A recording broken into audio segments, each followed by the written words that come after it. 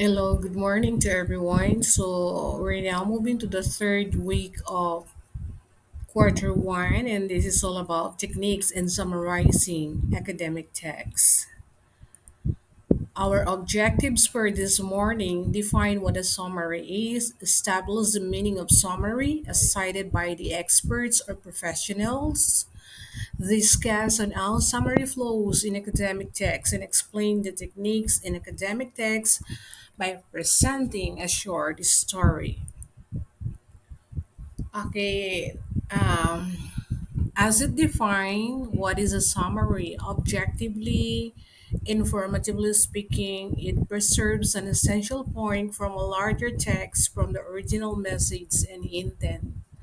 So, meaning to say, when we are talking about only the essential point, we're just only getting the main ideas or thoughts or words and key ideas that can probably be showcased to your prospect readers after reading the entire original paper. Being a summarizers, you don't have any identity to introduce yourself as an author of the original text. Still, the credit was supposed to be given to the original author, not to the one who make a summary, who write a summary for the original paper. Write a short overview of the main idea from a large work. So the first one and the second one, they are almost in synonymous. Taking a short overview from the large work, for example, if it is only consisting of one page, how can you summarize that and how much content of written text so will supposed to be required per one page, and we will see that later on. Okay, so when you are making a summary, try to be more after with the gist, and those are the important details to be written down by the writer. Tell the idea of something in a more succinct way. As far as succinct way is concerned, we are basically referring to the extract juice of what is supposedly going to acquire to be remembered by the readers after reading an original text or an original paper. This is just like you have an orange on your palm, you cut it with a knife, and then you squeeze it. The juices that you are going to get on it will serve to be the extract juice, the extract amount of vitamins, extracted amount of vitamins that will serve to be the content of the juices. Same thing with the summary. You're only going to get only the essential content that for the summary that you are uh, writing down from the original paper, and that is compared to that fruit orange juice. Explain techniques in academic text by presenting a short story. Okay, so a summary is a process of explaining text by presenting a short story. There will also be a short story to be presented, and there are so many stories that can be shared with the class. Even your own story can be also considered as an original paper and be summarized in front of the class. Cover the main point in condensed versions of the ideas of something. You will only be after with those important points, important ideas, and supporting details for those main ideas as well. You may exclude some examples and some and explanations, but be more after with the ideas and thoughts going to be acquired from the original paper. Okay, let's continue. All right. So there are views on how summarizing is being figured out by some professionals, and one of these is Hacker or Diane in 2008. She is a Canadian writer who explained that writing involved stating a work thesis or main ideas, When we say works thesis or main idea, that's basically the topic, and most likely the main idea is found within the topic. It will supposedly be going to originate from the topic, followed by the point, and then by the positions of the writer. And that is in the form of thesis statement. It entails the following qualities. We have the simply, the briefly, and accurately. When we say simple, meaning to say you're just only after with those words that are actually uh, easy to understand. You're not going to use an highfalutin words because your main intention as a writer is to express, not to impress. And then we also have this what we call briefly. When we say briefly, we're basically talking about being short. You're trying to economize the words or verbose word. In technical writing, we're calling these deadwood words, eliminating all those phrases that do not carry any bearing to your point. For example, in the hour of 8 o'clock in the morning, you may just simply say at 8 a.m. I would like to express my appreciation to the class. You may just simply say thank you or thanks. Okay? In the belief of the president believes, or the belief of the president. Okay? The student are rushing, or you can say they rush. All right? And the next one is accurately. This is a matter of finding out the right words to be choose or to be applied. Is it a matter of ability or capability? Which supports? Or could it either be the two be used? Okay, so you have to be aware with those as far as accuracy, precisions of words are concerned. Let's continue. Another use figure out by other professional is Buckley 2004 is stated in our popular writing text entitled Fit to Print. Summarizing is a process of reducing text to one third or one quarter or one fourth of its original size, which clearly articulating the author's meaning and retaining the main idea. Therefore, if the original text is 2 pages and you will be providing a summary page for 2 pages, how much will be the one fourth of 2 pages? At least half of one page to consider it as one fourth, or if it is in form of percentage, it could be 25%. Okay, how much is the 25% of the 2 pages? So it should be half of a typewriting paper. That's one fourth or one quarter. All right, let's continue. There are various techniques in summarizing academic texts. The first one is you have to read the work first to understand author's intent. Inaccurate summary is plagiarism. How could you do this? You need to read the text over and over again until it will be manifested into your understanding. Not only understanding, but even beyond your understanding. It starts with the 3 stages of writing: the literal reading, where you will read the text naturally, and reading between the lines is a matter of reading with comprehensions and understanding. And reading beyond the line is you go beyond the understanding. We will apply this later on when we watch a short story about the turtle and the rabbit. Summarize in information through facts, concept, visual, format, cause and effect chart, timeline, Venn diagram, template for outline, flow chart, or infographics.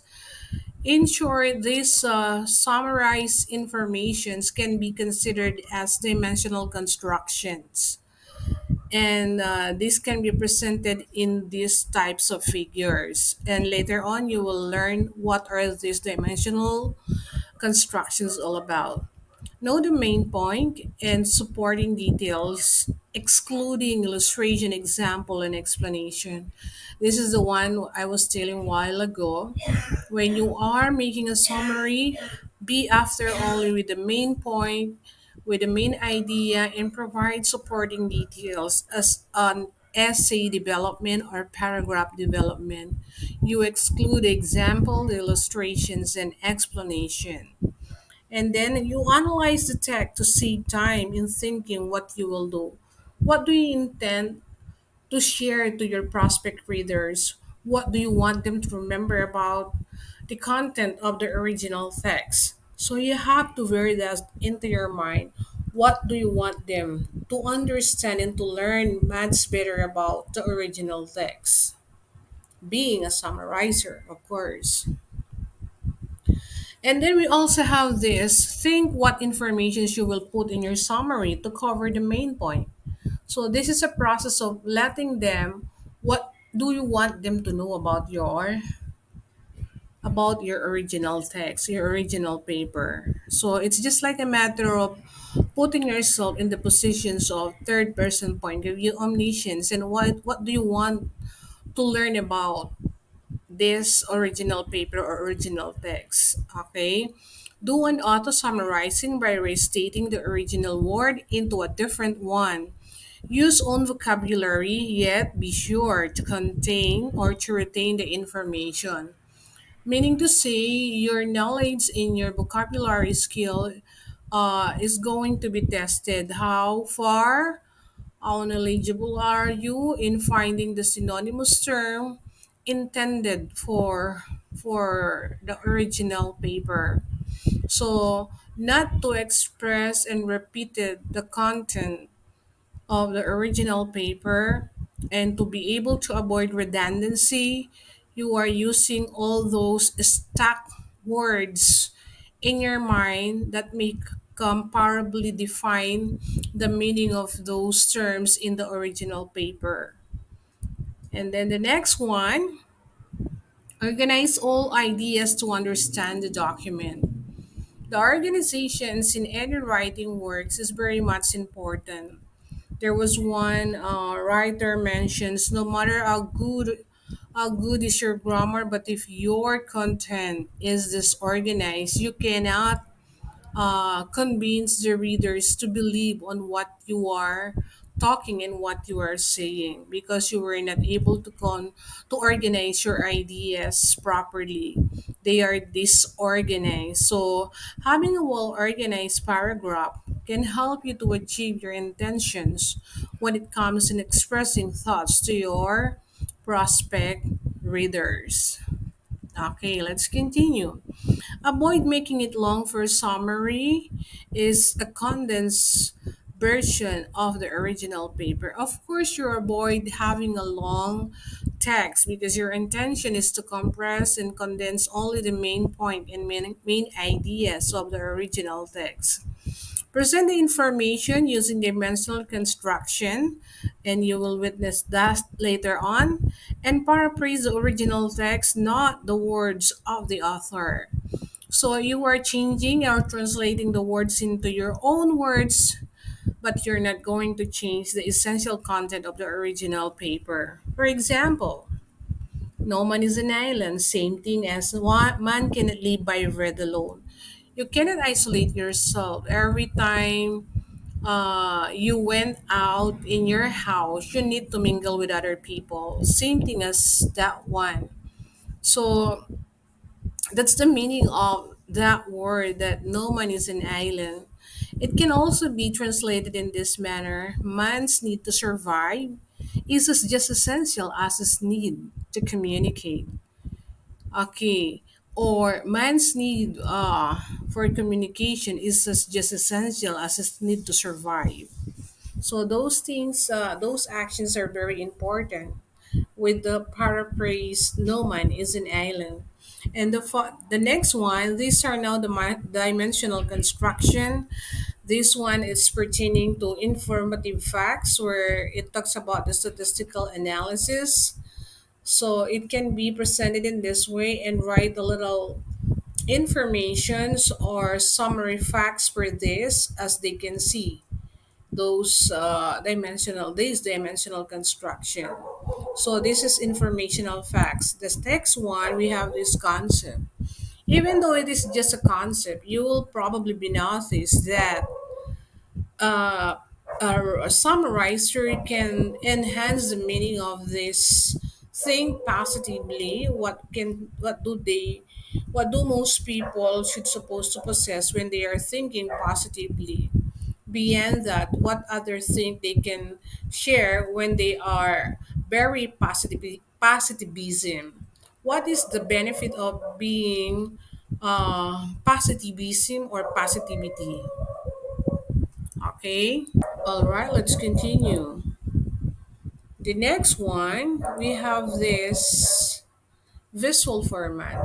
When we're talking about visual format, this is a type of summarized information that can be compared in reality also or in facts. For example, the visual format that we're seeing now, 75% of all the information processed by the brain, it derives from the visual format. Okay. How true is this? Through the visual format, whatever things that you are going to see around in the form of illustration, in the form of drawing, how can you perceive all these things? Do you remember what you figure out, what you have seen on it? Or you're just only after with what you hear? So even though you haven't heard anything from someone else, but you have watched or you have a visual seeing in front of you, you will probably be acquiring and remembering what was exactly happening. And then you can write down a short summary for that, which is in the form of description. And then we also have this what we call cause and effect. During our week two, I already introduced to you the different process to be followed when it comes or techniques or rhetorical devices when you are introducing your body and be able to explain and inform the prospect reader about a certain things that you would want them to understand in the paper. Right at this point, as far as cause and effect is concerned, it may come in four stages. The first one is single cause, single effect. An example of this is the photosynthesis, the chlorophyll, and also the water cycle. And then we also have the single cause, multiple effects. The single cause and multiple effects, when there is a pouring of heavy rain or a typhoon, Karina, is struck into place, we will be expecting heavy floods or even a plus floods. That's the effects, okay?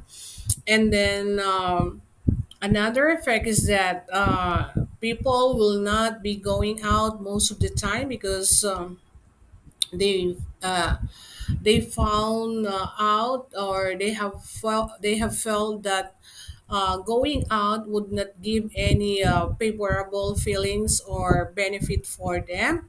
That's why they would just rather to stay in the house and stay and feel the bonding of the family with them. Okay, then we also have this single single cause multiple effects.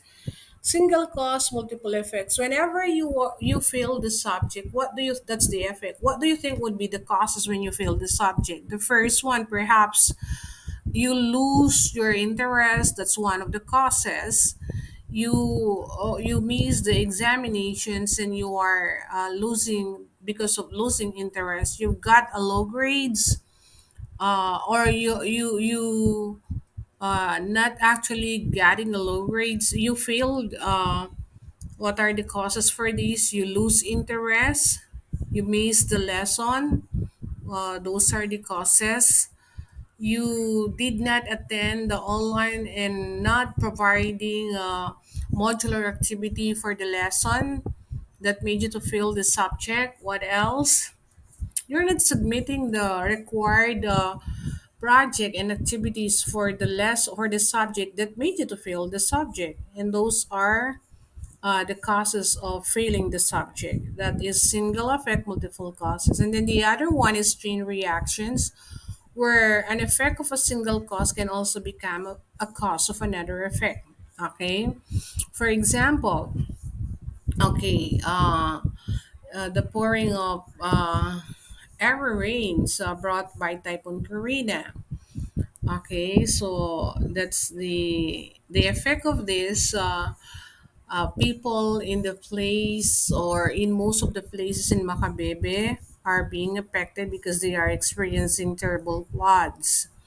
So, as they are experiencing terrible floods, they are not allowed or they have no time to go out because elsewhere you go around, there is no such place where they are free from floods. Almost all people in Macabebe are largely affected by the flood.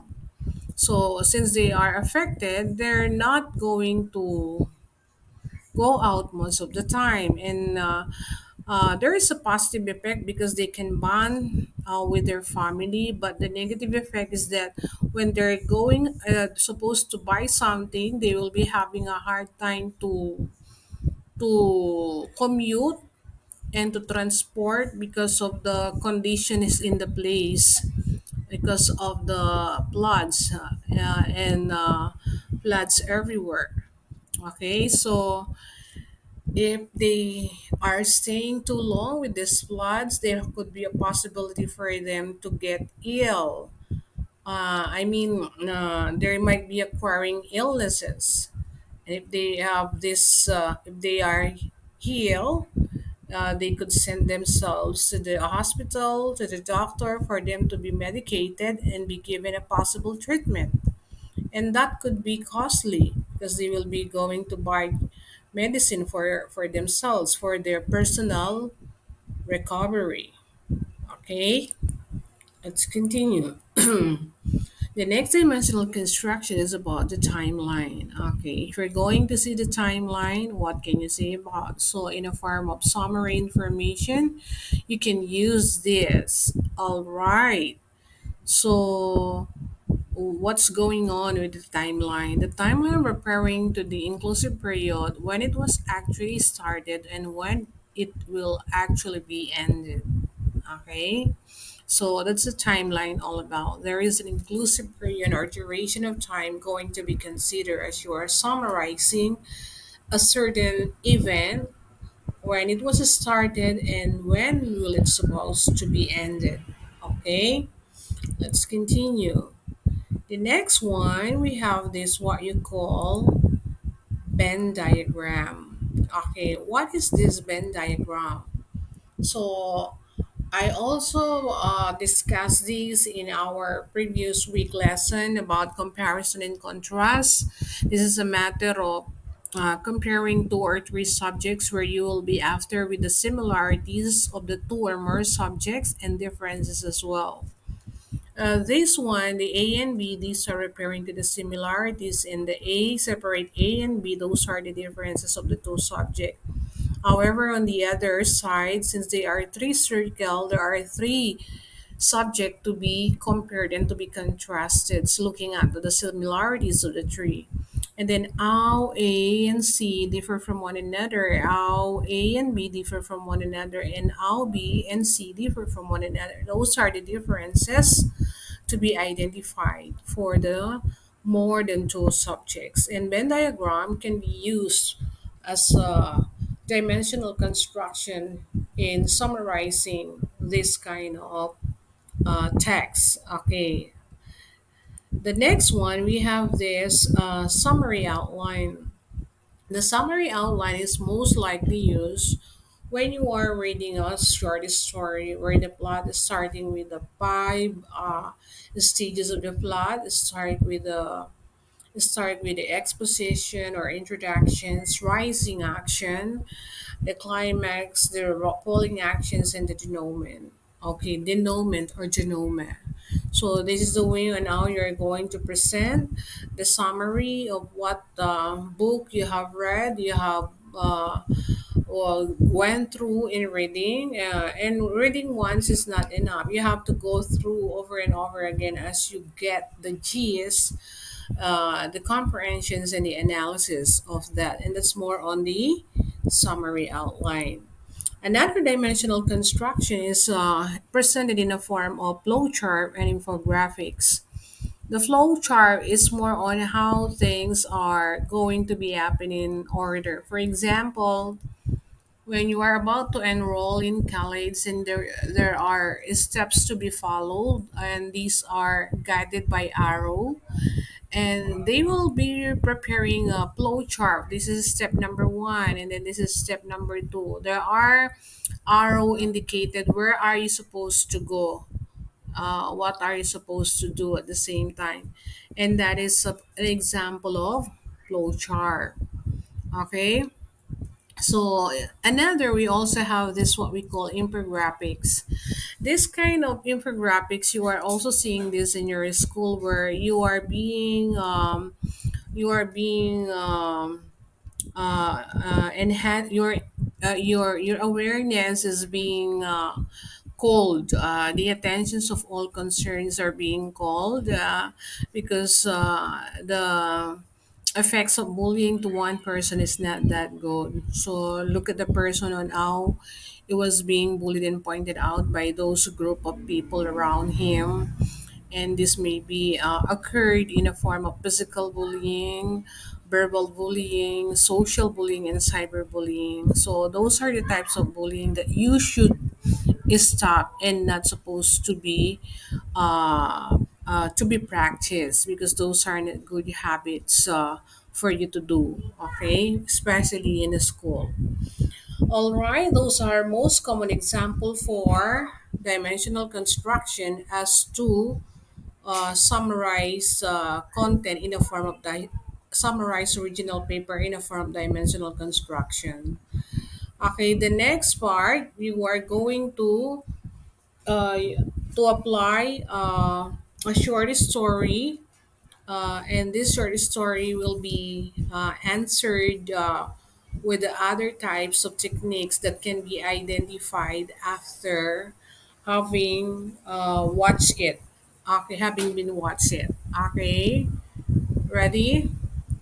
Okay, let's continue. Let's try to watch this.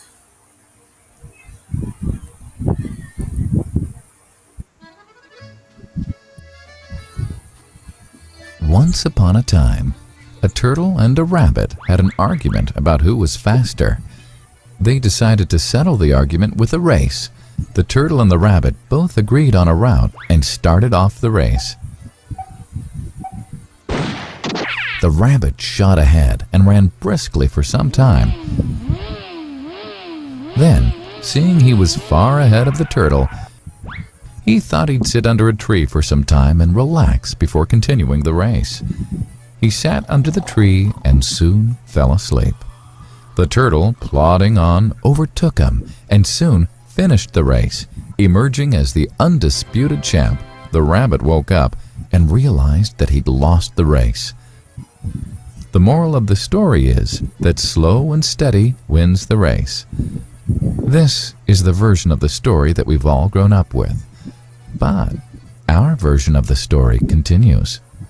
The rabbit was disappointed at losing the race, and he did some thinking.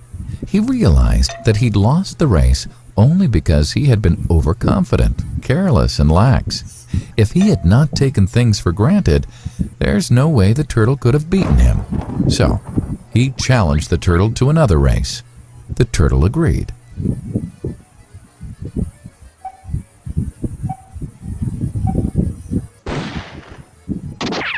This time, the rabbit went all out and ran without stopping from start to finish.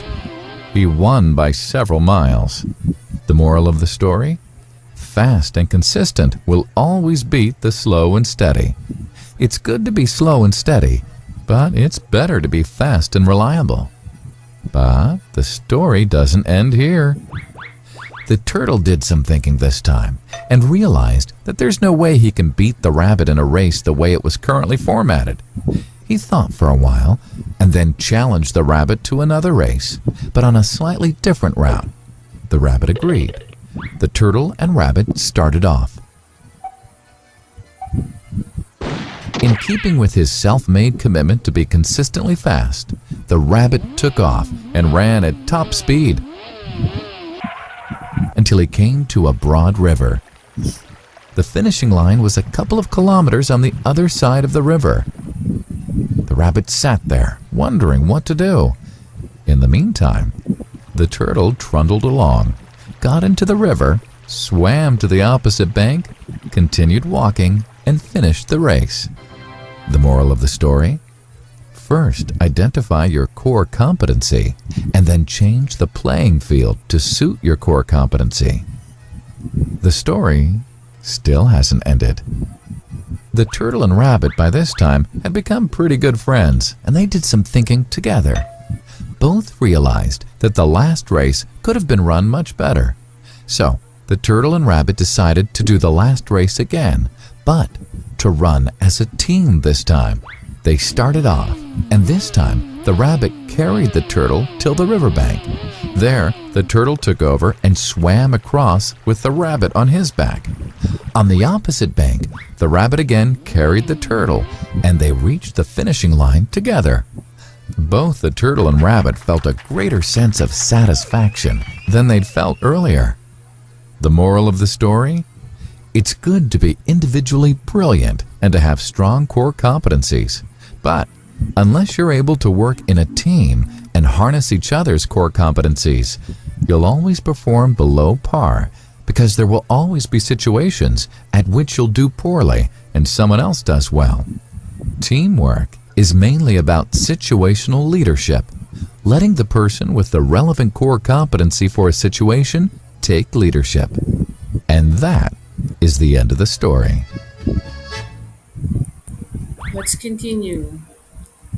Okay, there are other techniques in summarizing academic texts. Technique number one, this is identified as SWBST, or somebody wanted, but so then. The word somebody, these are pertaining to the character of the story or the paper you have read. For example, from the story you watched, who are those characters? We have the turtle and the rabbit. What they want, what are their goals? To have a race and who's gonna win for that race. Okay, what problem did the two encounter? The problem of the two encountered by them is that they don't want to be loose by each of them, and the one as having this strong confidence that he can probably defeat the turtle because the turtle walked only slowly compared to his ability in running so fastly, which is the rabbit. Okay, next we have this bot.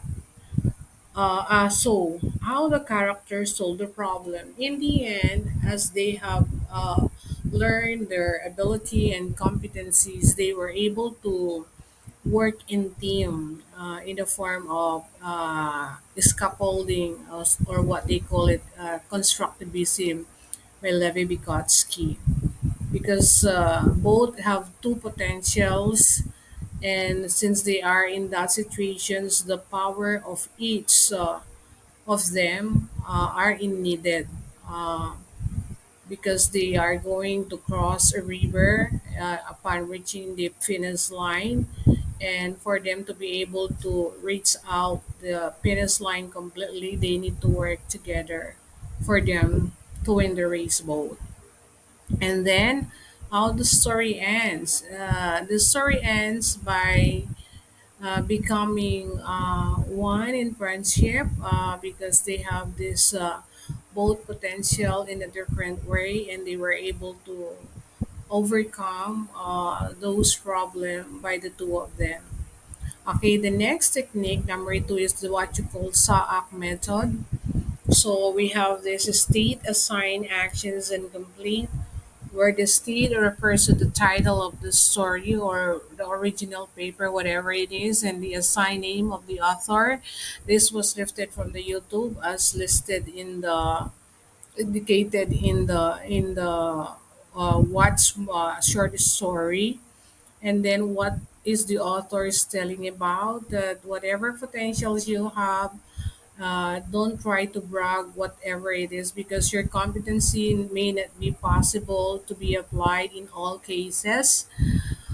The ability of other may not be exactly the same as the ability of other. Just like what the two characters in that short story, where both the skills and potential as well as competencies were actually pervaded, and they in the end they came together as one. And then, what are the keywords or details in your summary from the original paper? That's it. Every individual has his own potential, so do not rely too much all the time on your potential, especially if the intended kind of work is calling for a team for a certain situations where the ability of one may not be enough to be applied, but also the ability of others.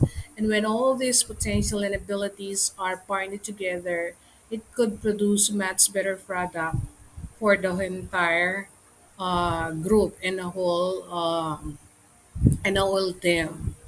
Okay, let's continue. Then we also have this technique number three, where it refers to the five W's and one Ed's. Who are those person in the character? What's the subject? It's all about the turtle and a rabbit. And where do you think is the location? Since the setting is quite sunny day, so it's maybe it's near the seashore. It could also be in the jungle. When was the date? If we are pertaining in the Philippines, most likely that's more when will be the sunny day in the Philippines. It's more on March and April and May as well. And then why? What would be the purpose of this storytelling concerning the turtle and the rabbit? So it was mentioned a while ago that when you're having these skills, knowledge, and potential, don't rely too much on these skills and potentials, because just in case you will be working in a team, it's they will not only be relying on that potentials, because all other persons who are capable to do something different from your ability, it can also be perform completely, and all the benefits will be favored to the whole group or to the entire team. Okay, and then the reason that don't brag any potentials that you have, because all people have their own potentials to be enhanced and to be developed as well. Okay, then technique number four, we have this first, then, and finally. For first, what happened, and then what details took place, and then the result. Okay, first, what happened? Who challenged first? The turtle, he was actually offering the race to the turtle, and the turtle agreed on it. And then they both come across with the challenge, and then they have proven something about their own competencies and abilities. And then finally, the result turned out to be completely successful because they became team and work as a one. All right, and then the last one, the gist. Someone is asking for the gist of the story. They want to know what the story is all about. In other words, they want a summary, not retelling every details to introduce the gist method. Not retelling every details and introducing the gist method. So it's just like when you upon witnessing that short story, you're just only after with the gist, not necessarily telling all what you have watched. Make sure that with your story, with your storytelling, they could easily get what is this story all about. Okay. I think that ends the discussions for audio discussions for week three, quarter one. Okay. So thank you and God bless. Thank you for listening and watching, and have a nice day ahead to everyone. Bye.